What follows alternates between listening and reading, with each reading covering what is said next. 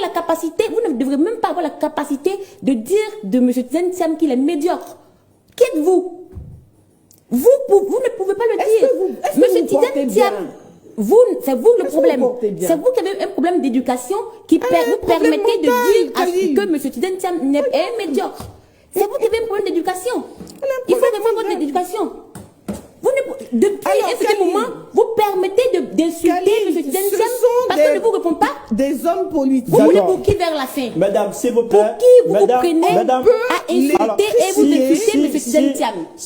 Si vous n'êtes pas capable... Vous êtes plus médiocre que M. Tidiane Thiam. Et vous, je ne suis pas dans votre parti. Qui peut égaler M. Tidiane Thiam? Elle ne se porte pas bien. Et vous ne vous portez pas bien. Vous avez un problème. Madame, s'il vous plaît. Vous pensez que ce sont vos vociférations sur les plateformes télé qui permettront au conseil constitutionnel à la régie de couper vos sons. Ils peuvent couper. Mais quand elle parle de médiocrité, de quoi parle-t-elle? De qui? Pour qui elle se prend pour parler de médiocrité en parlant de M. Tidiane Thiam? Qui êtes-vous pour le faire? Vous n'arrivez même pas à son talent. Quelle est votre éducation? D'accord. Pour vous permettre de parler de lui. Docteur Cabran. C'est la dernière fois qu'elle le dit. Vous avez réagi. La prochaine fois, je vous dirai votre propre nom. Docteur Cabran, ça veut dire vous quoi? avez réagi. Vous permettez de dire Docteur Cabran, vous avez réagi. Je vous ai laissé réagir, n'est-ce pas? D'accord. Mesdames, on va évoluer. Et c'est le cas de leur parti. Alors, selon vous, on va... elle a un problème d'éducation. S'il vous plaît, on va s'écouter. Il faut que vous régliez votre problème d'éducation. Madame Elisa Dramé, on va s'écouter. Je suis très calme, on va s'écouter. Le public a bien envie de comprendre ce que vous donnez comme idée, comme argument relativement à l'actualité politique. On va s'écouter, se calmer sur le plateau et évoluer. Nous sommes à quelques minutes de la fin de ce débat. Nous allons terminer avec cette dernière question. Alors, selon vous, que révèle cette affaire sur l'état actuel de la démocratie en Côte d'Ivoire? Docteur Cabran.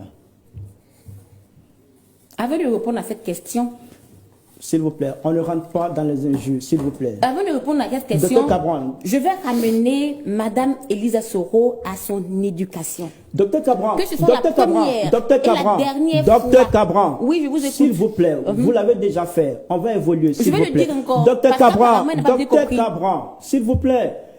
S'il vous plaît, est-ce qu'on peut s'écouter? Est-ce qu'on peut s'écouter? On n'est pas venu sur ce plateau pour se bagarrer, s'il vous plaît. Docteur Cabran.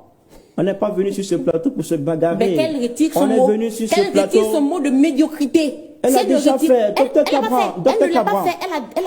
Elle a traité M. Tidiane Thiam de médiocre. Je me demande quelle est son éducation pour permettre de faire ça. Docteur Cabran. Alors, Elisa, vous allez retirer ce mot gentiment. Simplement. Elle va le retirer avant qu'elle continue.